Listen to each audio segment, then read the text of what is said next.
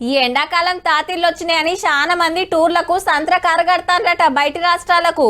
కొందరు రైల్లో పోతాంటే కొందరు బస్సుల, కొందరు సొంత కార్లు వేసుకొని పోవాల్సిందే, తప్పులేదు.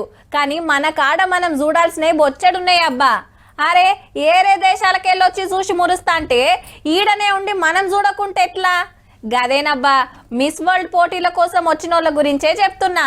నాగార్జున సాగర్ బుద్ధవనం, చార్మినార్ కాడ షాపింగ్, వరంగల్ 1000 స్తంభాల గుడి, రామప్ప దర్శనం, ఈ అలగివ్వి.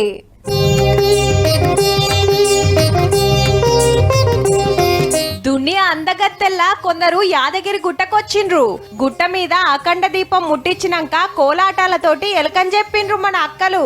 అటెంకా గుడి ముంగట నిలబడి గ్రూప్ ఫోటోలు దిగిండ్రంతా. ప్రభుత్వ విప్ బీర్ల ఐలయ్యేసారు దగ్గరుండి అరుసుకున్నాడు.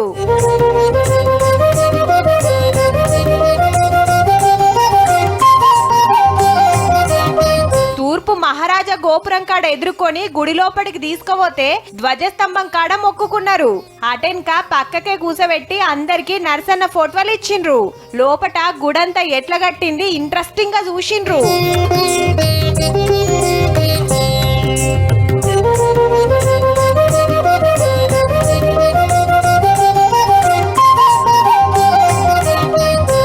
కొందరు పోచంపల్లికొచ్చి ఇక్కత్ పట్టు చీరలు చూసి మురిసిండ్రు.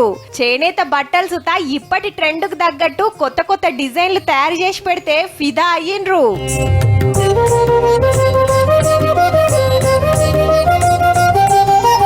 అయితే నిన్న రామప్ప 1000 స్తంభాల గుడికాడ బయట కాళ్ళు గడిగిచ్చినందుకు మనోళ్లను తక్కువ చేసిండ్రని కారోళ్ళు మహిళా కమిషన్ కు ఫిర్యాదైతే మంత్రి సీతక్క గిట్లన్నది. 33 మందిలో ఒక అమ్మాయి, ఆమె కూడా ఆ ఈవెంట్ మేనేజ్మెంట్ నుంచి వచ్చినటువంటి అమ్మాయి, ఆమె అత్యుత్సాహంగా చేసింది తప్ప ప్రభుత్వం ఎక్కడా